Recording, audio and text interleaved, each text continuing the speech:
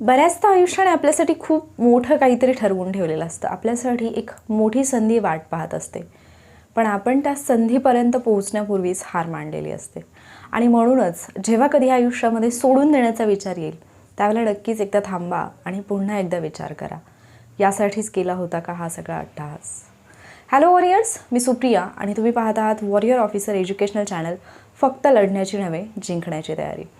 आजच्या व्हिडिओमध्ये मी काही रिअल गोष्टींवरती बोलणार आहे. कदाचित त्या तुमच्या मनाला पटणार नाहीत, कदाचित तुम्हाला असं वाटेल की कुठेतरी मी तुम्हाला डिमोटिवेट करते, मात्र त्याबद्दल मी तुम्हाला आधीच सावध करते. जी रियालिटी आहे ती कधी ना कधीतरी तुमच्यासमोर येणार असते आणि यापूर्वी मी 1000 वेळा वास्तवाशी संबंधित असणाऱ्या गोष्टींवरती बोलले आणि आज पुन्हा एकदा वेळही तशीच आहे, त्यामुळे मी पुन्हा एकदा तुम्हाला रियालिटीची जाणीव करून देत आहे. MPSC, अपेक्षांचं ओझं आणि डिप्रेशन हा आजच्या लेक्चरचा विषय आहे. हा विषय घेण्यापाठीमागचं कारण तुमच्यापैकी बऱ्याच जणांना माहिती असेल. काल ग्रुपवरती मी एक पोस्ट शेअर केली होती. ॲक्च्युली मलासुद्धा ती कोणीतरी शेअर केली होती आणि मला रिक्वेस्ट केली होती त्याच्यामध्ये की मॅम प्लीज तुम्ही आत्तापर्यंत मुलांसाठी बरंच काही केलेलं आहे आणि कदाचित तुमचा एक मेसेज, तुम्ही शेअर केलेली एक पोस्ट कोणाचा तरी जीव वाचवू शकते. बऱ्याचदा असे मेसेज येत असतात, लोक आपल्याला इमोशनल फूल बनवत असतात. त्यामुळे अर्थातच आधी ही गोष्ट खरी आहे का याची खात्री करून घेणं गरजेचं होतं आणि त्यासाठी मला जेवढे शक्य आहे तेवढे कॉन्टॅक्ट्स वापरून मी ती बातमी खरी आहे का याची पूर्ण माहिती काढली. मी त्या पेशंटच्या घरातल्यांशी बोलले आणि त्यानंतरच ती पोस्ट मी आपल्या ग्रुपवरती शेअर केली होती. पोस्ट काय होती? एक मुलगा ज्याचं वय आय थिंक 32-33 वर्षांचं झालं असेल, ज्याचे आईवडील शेती करतात आणि तो MPSCचा अभ्यास करतो आहे. घरातल्यांकडून त्याला पैसे पाठवले जातात वेळोवेळी, मात्र सततचं येणारं अपयश आणि आत्ता जो मागच्या आठवड्यामध्ये रिझल्ट लागला त्या रिझल्टमध्ये 1.5 मार्काने रिझल्ट गेला, या सगळ्या टेन्शन आणि त्याच गोष्टींचा विचार करून तो मुलगा डिप्रेशनमध्ये गेला. डिप्रेशनमध्ये एवढा वाईट कंडिशनमध्ये तो गेला. हॉस्पिटलाइज तर व्हावंच लागलं, पण त्याचबरोबर त्याच्या ब्रेनचं ऑपरेशन करावं लागलं. आणि त्यानंतर ज्यावेळेला मी त्याच्या फॅमिली मेंबरशी बोलले तेव्हा एक गोष्ट माझ्या लक्षात आली की तो कोणालाही ओळखतही नाही आहे. म्हणजे त्याच्यासोबत असणारे जे त्याच्या घरातले लोक आहेत त्यांना तो ओळखतही नाही आहे. त्याची बहीण, त्याचा भाऊ, वडील आजारी असल्यामुळे अजून त्याच्या वडिलांना हे सांगण्यातही आलेलं नाही आहे की त्याची सिच्युएशन किती क्रिटिकल आहे. तो नॉर्मल आहे म्हणून सांगितलेला आहे. तर ह्या सगळ्या गोष्टी आहेत. मग या सगळ्या गोष्टींवरती बोलण्याचं कारण काय? तर ना आपल्याला कळत नाही की MPSC हा एक प्रवास आहे. तुम्ही या क्षेत्रामध्ये जेव्हा येता, याच नाही तुम्ही कुठल्याही क्षेत्रामध्ये जर जात असाल तर तिथे तुम्हाला पुढे जाऊन कुठल्या कुठल्या गोष्टी फेस करायच्या आहेत, त्या फील्डमध्ये तुमचे यशस्वी होण्याचे चान्सेस किती आहेत, या फील्डमध्ये आपण किती दिवस इथे घालवले पाहिजेत, या सगळ्या गोष्टी तुम्हाला आधी माहिती असणं गरजेचं असतं. बरेच जण मला असं बोलतात, ज्यावेळेला मी एक व्हिडिओ अपलोड केला होता जो आय थिंक 3 लाखाच्या पुढे त्याला व्ह्यूज आलेले आहेत, MPSCकडे वळण्यापूर्वी हा व्हिडिओ पहा म्हणून, नंतर पश्चाताप करावा लागेल, काही गोष्टी जाणून घ्या म्हणून. आणि त्याच्यामध्ये मी काही गोष्टी सांगितल्या होत्या ज्याच्यामध्ये मी अगदी रिअल फॅक्ट सांगितली होती आणि ते सत्यच आहे. कारण आपण पाहतो की प्रत्येक वर्षी लाखो विद्यार्थी फॉर्म भरतात आणि त्याच्यापैकी फक्त काही शेकडो विद्यार्थी जे असतात, म्हणजे 500-600 जेवढ्या जागा असतील फक्त तेवढेच विद्यार्थी पास होतात, तेवढ्याच विद्यार्थ्यांना पोस्ट मिळते. मग बाकीच्या विद्यार्थ्यांचं होतं काय याच्याकडे कोणीही लक्ष देत नाही. मागच्या वेळी जेव्हा रिझल्ट आला त्यावेळेला खूप सुंदर असा एक मेसेज ग्रुपवरती मी पाहिला की रिझल्ट लागल्यानंतर सर्व विद्यार्थ्यांच्या सक्सेस स्टोरीज सांगितल्या जातात, पण प्रोसेस स्टोरीज ज्या असतात त्या कोणी सांगत नाही की ॲक्च्युली ही प्रोसेस काय आहे. आणि याच्यामुळे बरेचसे विद्यार्थी या चक्रव्यूहामध्ये एवढे गुंतले जातात की त्याच्यातून बाहेर पडणं कठीण होतं आणि काही जणांच्या तर आयुष्याचा अंत तिथेच होतो. आणि म्हणून याच्याबद्दल बोलणं फार गरजेचं आहे. ज्यावेळेला तुमच्या घरातले तुम्हाला हेल्प करत आहेत, ज्यावेळेला तुमच्या घरातले तुम्हाला काहीतरी मदत पोहोचवत आहेत, तर अर्थात त्यांनी तुमच्यापर्यंत ते पैसे कसे पोहोचवलेत, त्यासाठी त्यांना किती मेहनत घ्यावी लागले हे तुम्हाला माहिती असतंच. बऱ्याच विद्यार्थ्यांना याची जाणीव असते, काही जणांना नसते सुद्धा. पण ज्यांना जाणीव असते त्यांना हा गिल्ट कुठेतरी सतत सतावत असतो की मला घरातल्यांनी एवढ्या कष्टाने पैसे दिलेले आहेत आणि माझा रिझल्ट येत नाही आहे. आणि मग तो विचार तुम्हाला डिप्रेशनकडे घेऊन जातो. बऱ्याच जणांना असं वाटतं की डिप्रेशन म्हणजे काय, तर फक्त आपण सतत एकटे बसतोय, टेन्शनमध्ये आहोत, कोणाशी बोलत नाही आहोत, इतकंच. त्या व्यक्तीला बाकी काही त्रास होत नसतो असं बऱ्याच जणांना वाटतं. डिप्रेशन म्हणजे फक्त टेन्शन इतकंच वाटतं. पण डिप्रेशन किती भयानक असू शकतं याची जाणीव मला सुद्धा काल झाली. यापूर्वी मी बघितलं होतं असं काही लोकांच्या बाबतीत, बट तरीसुद्धा मला असं वाटत नव्हतं की डिप्रेशन एवढं भयानक ठरू शकतं की तुमचा अगदी मेमरी लॉस होऊ शकतो. इथंपर्यंत डिप्रेशन तुम्हाला घेऊन जाऊ शकतं. मग या डिप्रेशनपर्यंत आपण जातोच का? वारंवार येणारं अपयश, ज्या वेळेला तुम्ही पहिल्यांदा कुठेतरी ठेचकळता, ज्या वेळेला पहिल्यांदा तुम्हाला एखाद्या प्रयत्नामध्ये अपयश येतं, त्याच वेळेला तुम्ही पुन्हा प्रयत्न करायला सुरुवात करण्यापूर्वी आधी अपयश का आलं हे फाइंड आउट करणं गरजेचं असतं.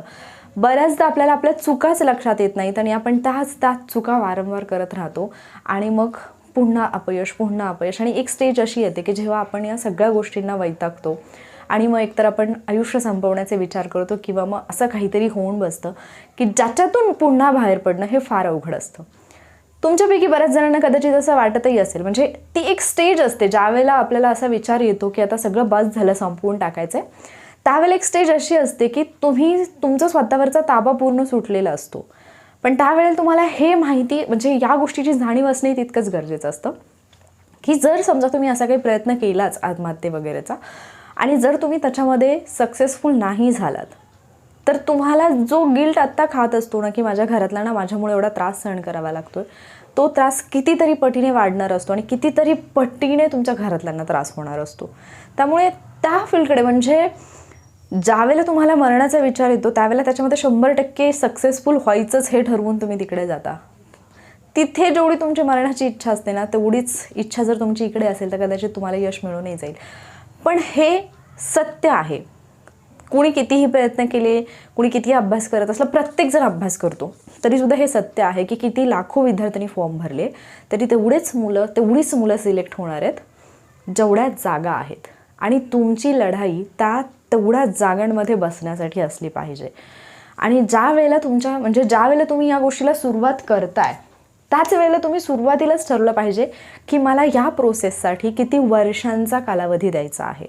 बऱ्याचदा तुमचं हे सुरुवातीला फिक्स नसतं की मी स्वतःला एवढा वेळ देईन, तेवढा वेळ देईन. आपण करायला सुरुवात करतो, पहिले 1-2 वर्ष आपले टाईमपासमध्ये जातात, आपल्याला समजतही नाही की कुठे गेले 1-2 वर्ष. आपण प्रोसेस माहिती करून घेणं, याला विचार त्याला विचार, कोण काय सांगतो, या सगळ्या गोष्टींमध्ये तुमचे 1-2 वर्ष जातात. 3ऱ्या वर्षी कुठेतरी तुमचा सिरियस अटेम्प्ट होतो, त्यावेळेला काही मार्क्सनी जातो. 4थ्या वर्षी परत आणखी थोडे जवळ येतात रिझल्ट आणि बाहेर पडता. आणि जर हे असंच आणखी 1-2 वर्ष चाललं तर त्याच्यानंतर मग तुम्हाला मार्गच नाही दिसत. 25शी ओलांडल्यानंतर काय होतं याच्याबद्दलचा एक व्हिडिओ मी ऑलरेडी अपलोड केला होता. कारण त्याच्यानंतरचं लाईफ हे फार मुश्किल असतं, मुलींसाठी असेल मुलांसाठी असेल, दोघांसाठी. कारण जबाबदाऱ्या दोघांवरती असतात आणि तुमची जबाबदारी तुमच्या पालकांवरती असते. मग तुमचा प्लॅन बी असला पाहिजे का?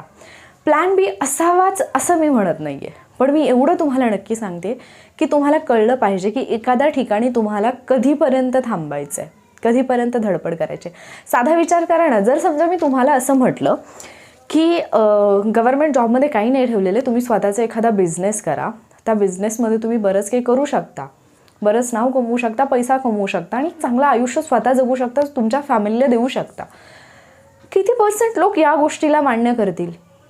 तुम्ही सोडा, तुमचे पालक तरी या गोष्टीसाठी तयार होतील का? कधीच नाही होणार. कारण आपल्याला बिझनेस म्हटलं की त्याच्यामध्ये रिस्क आहे असं वाटतं.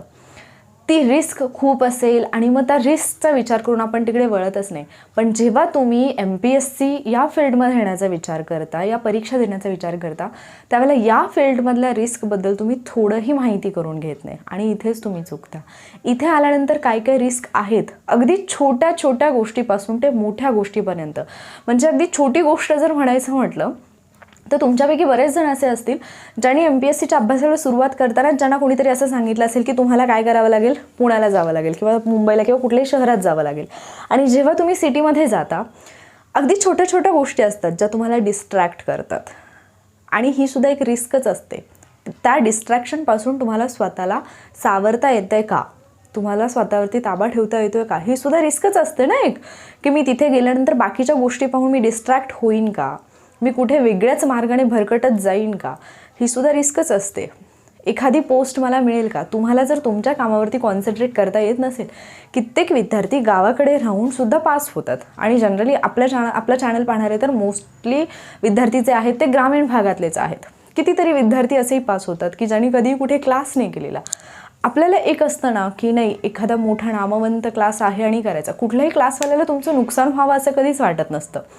मात्र ज्या वेळेला ते तुम्हाला काही शिकवत आहेत त्यावेळेला ते तुमची रिस्पॉन्सिबिलिटी घेण्यासाठी तयार नसतात, कारण त्यांचं काम असतं शिकवणं. अभ्यास करायचा नाही करायचं ही तुमची जबाबदारी असते, आणि ती जर तुम्हाला व्यवस्थित पार पाडता येत नसेल तर मग प्रत्येक वेळी इतरांनाच आपण ब्लेम करत बसतो. आणि बऱ्याचदा ज्यावेळेला ती स्टेज अशी असते काही व्यक्तींच्या बाबतीमध्ये, ज्यावेळेला ते स्वतःला ब्लेम करायला लागतात त्यावेळेला ते इतक्या मोठ्या प्रमाणावरती स्वतःला ब्लेम करतात की मग पुढे त्यांना वाटच दिसत नाहीत आणि मग डिप्रेशनकडे विद्यार्थी वळतात. तर सुरुवातीलाच ठरवा की तुम्हाला स्वतःला किती वेळ द्यायचा आहे. तुम्हाला MPSC करायची किंवा तुम्हाला काहीही करायचं आहे, कुठल्याही फील्डमध्ये जायचं आहे, पहिल्यांदा ठरवा की तुम्हाला किती वेळ द्यायचा आहे या गोष्टीसाठी. समजा तुम्ही MPSCच्या अभ्यासाला सुरुवात केली आणि तुमचं आधीपासूनच प्लॅनिंग आहे की मी 1 वर्ष देईन, की ज्या 1 वर्षामध्ये मला अभ्यास वगैरे समजून घ्यायचा, एक्झामची प्रोसेस समजून घ्यायचे, एक्झामचा नेचर समजून घ्यायचा, त्याच्यानंतर 2 वर्ष मी देईन ज्याच्यामध्ये मला अभ्यास करायचा आणि पोस्ट मिळवायची आहे. आणि समजा त्या 2 वर्षामध्ये नाहीच निघाली तर एक लास्ट चान्स म्हणून मी 4थं वर्ष स्वतःला देत आहे. ज्यावेळेला तुम्ही हे आधीच ठरवलेलं असतं आणि त्याच तीव्रतेने तुम्ही अभ्यास करताना त्यावेळेला तुमचे क्वालिफाय होण्याचे चान्सेस वाढतात. पण तरीसुद्धा बरेच जण असं म्हणतील की तुम्ही अजूनही मुलांना मिसगाईड करता, म्हणून तुम्ही रियालिटी सांगत नाही. जेव्हा मी रियालिटी सांगायचा प्रयत्न करते त्यावेळेला असंही म्हणतात की तुम्ही डिमोटिवेट करताय. तो प्रत्येकाचा पॉईंट ऑफ व्ह्यू आहे की तुम्ही कुठल्या गोष्टीकडे कुठल्या नजरेने पाहताय. कारण कुठलंही फील्ड असेल तर त्या फील्डमध्ये जायचं म्हटलं तर रिस्क ही असतेच. MPSC असेल, इतर स्पर्धा परीक्षा असतील, किंवा तुम्ही बिझनेस करा, शेती करा. तुम्ही समजा असं ठरवलं की चला मला काही नाही करायचं, मी माझ्या घरी शेती आहे आणि मी शेतीमध्ये काम करेन माझ्या आईवडिलांसोबत, आणि मग मी कुठली तरी नवीन उत्पादनं घेईन, मी शेतीतून घेईन. तिथेसुद्धा रिस्क आहेच ना. पाऊस येईल की नाही, लाईटचा एवढा मोठा प्रॉब्लेम आहे, वातावरण कधी कसं बदलेलं आपल्याला काही माहीत नसतं, हवामानाचा अंदाज नसतो. प्रत्येक गोष्टीमध्ये रिस्क आहे.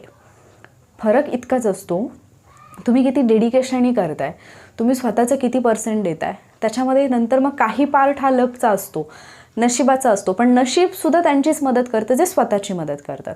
तुम्ही जर कंटिन्युअसली नशिबावरती अवलंबून असाल तर लाईफमध्ये काही नाही अचीव करू शकत.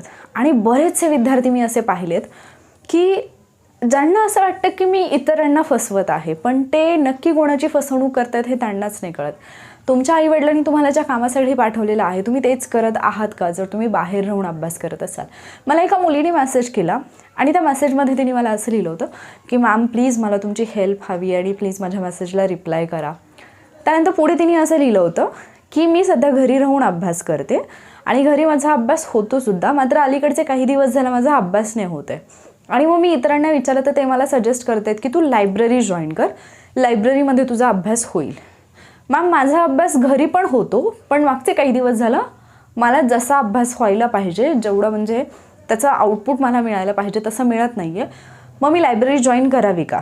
जर लायब्ररी जॉईन करायची म्हटलं तर मी एवढ्या छोट्याशा खेडेगावात राहते की मला लायब्ररी जॉईन करण्यासाठी तालुक्याच्या ठिकाणी जावं लागेल, आणि तालुक्याच्या ठिकाणी जायचं म्हटलं तर आमच्या गावात फक्त एकच ST येते, म्हणजे एक वेळचीच बस येते, आणि मग मला अपडाऊन करायचा पण प्रॉब्लेम होईल, आणि घरी पण माझा अभ्यास होतो, तर मी काय करू?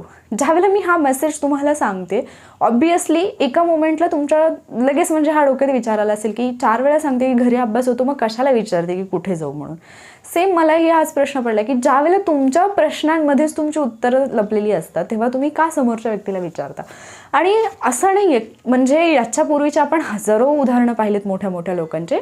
चला मोठ्या लोकांचे सोडा, सर्वसामान्य मुलंसुद्धा घरी राहून अगदी गोंधळाच्या वातावरणात सुद्धा अभ्यास करतात. आता मी जे लेक्चर्स बनवते ना, म्हणजे काल परवा जो मी ग्रुपवरती मेसेज शेअर केला होता इंग्लिश ग्रामरच्या व्हिडिओनंतर, त्याच्या पाठीमागचं रिझन हे होतं की मी ज्या ठिकाणी म्हणजे जिथे मी व्हिडिओज रेकॉर्ड करते, जिथे मी राहते, बाजूला तुम्हाला ते तिखट करतात त्याचा तो डंक असतो माहिती असेल, तर त्याचा कंटिन्यू आवाज येत असतो.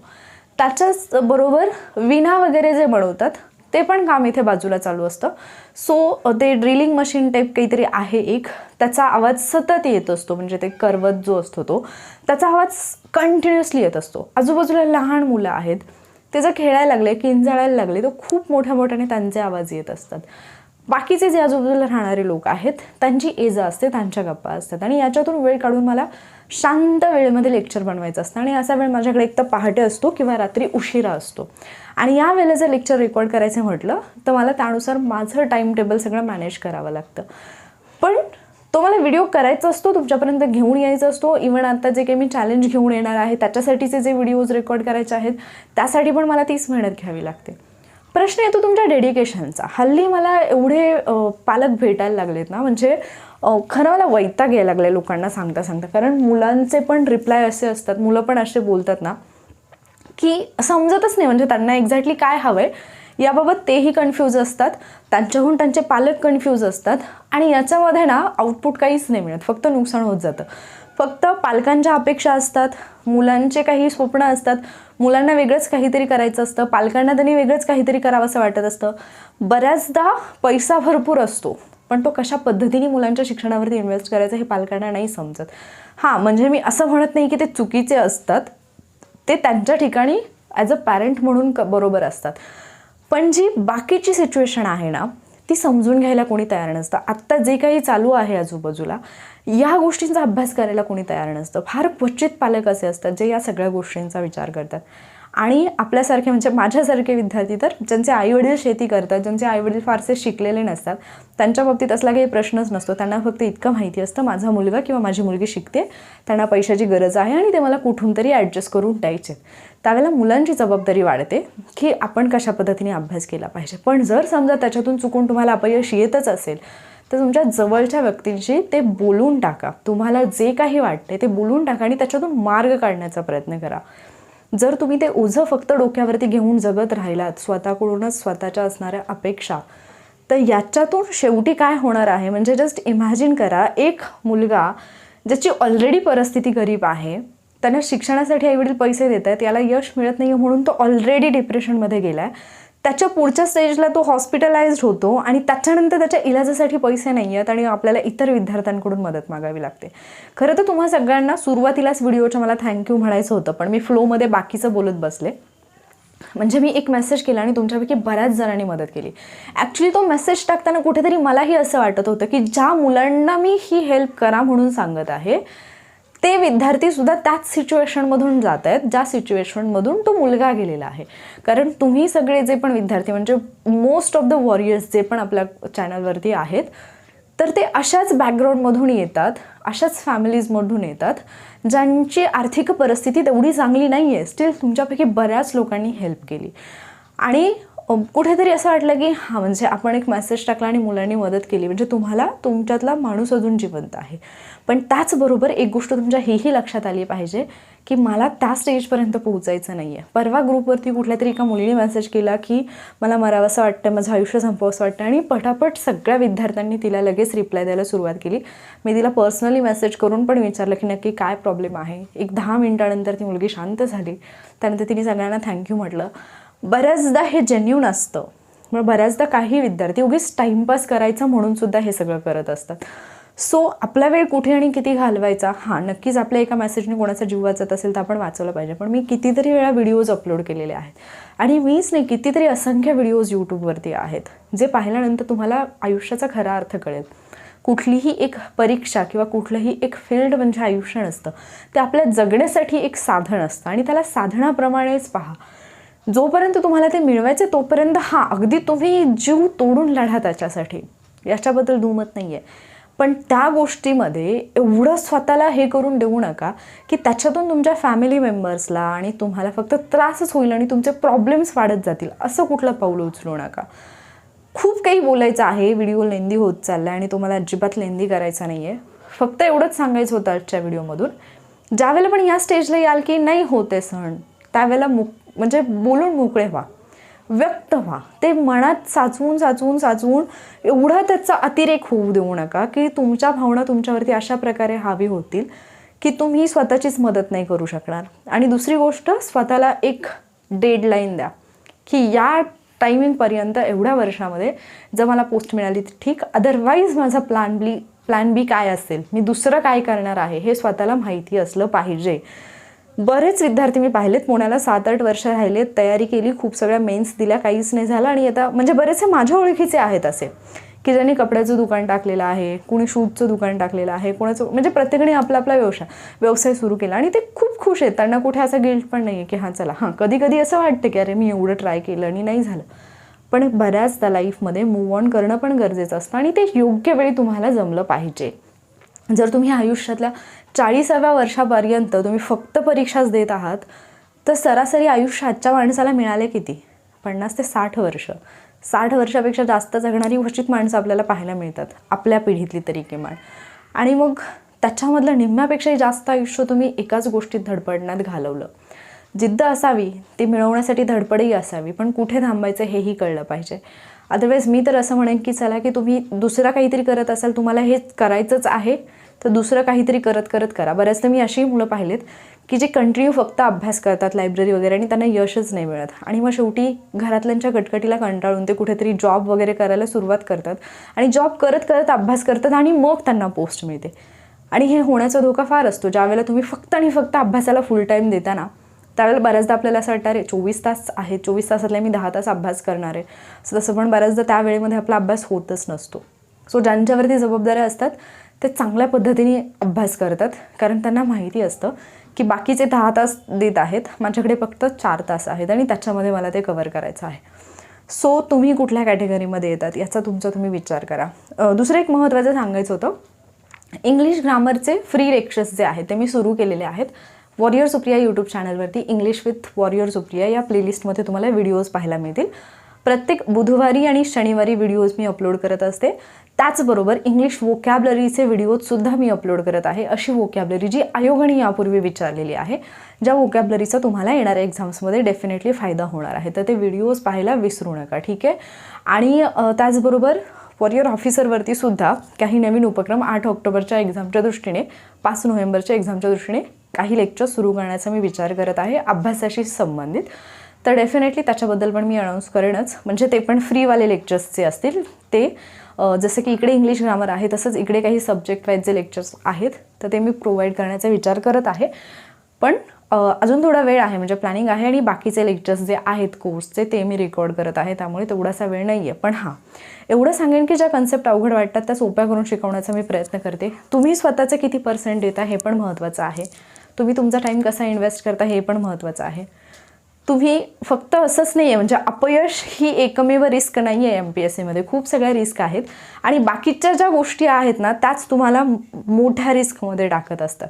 सो ज्यावेळेला छोट्या छोट्या गोष्टींमध्ये तुम्ही चुकत असताना तर तिथेच स्वतःला थांबवा की इथे आपण चुकतोय, तिथेच स्वतःला करेक्ट करा. आणि ज्यांनी पण कालच्या माझ्या मेसेजला रिप्लाय म्हणून आणि त्या मेसेजवरती विश्वास ठेवून ज्यांनी कोणी पण त्या पेशंटला हेल्प केली ना, त्यांचे खूप मनापासून धन्यवाद. आणि फक्त एक रिक्वेस्ट आहे की अशा स्टेजला जाईपर्यंत टेन्शन कुठल्याच गोष्टीचं घेऊ नका. स्वतःला वेळीच सावरा आणि स्वतःला वेळीच ओळखा. कदाचित इकडे अपयशी झालेला एखादा विद्यार्थी दुसऱ्या फील्डमध्ये खूप काही मोठं काहीतरी करून दाखवणार असतो. फक्त तुम्हाला स्वतःला ओळखता आलं पाहिजे. आणि ज्यावेळी तुम्ही स्वतःला ओळखलं, स्वतःची ओळख पटली, त्यावेळेला आयुष्यामध्ये तुम्हाला यशस्वी होण्यापासून कोणीच अडवू नाही शकत. बघा पटलं तर. व्हिडिओ जर तुम्हाला आवडला असेल, याच्यातून तुम्हाला काहीतरी नवीन शिकायला मिळालं असेल तर व्हिडिओला लाईक नक्की करा. तुमचा कोणी मित्रमैत्रीण असे असतील जे की थोडेफार डिप्रेशनकडे चालले तसं तुम्हाला वाटत असेल तर नक्की त्यांना आधार देण्याचा प्रयत्न करा. त्यांच्यासोबत व्हिडिओ शेअर करा, डेफिनेटली त्यांनाही बरं वाटेल. आणि अजूनही तुम्ही या चॅनलला सबस्क्राईब केलं नसेल, लवकर सबस्क्राईब करा. थँक्यू.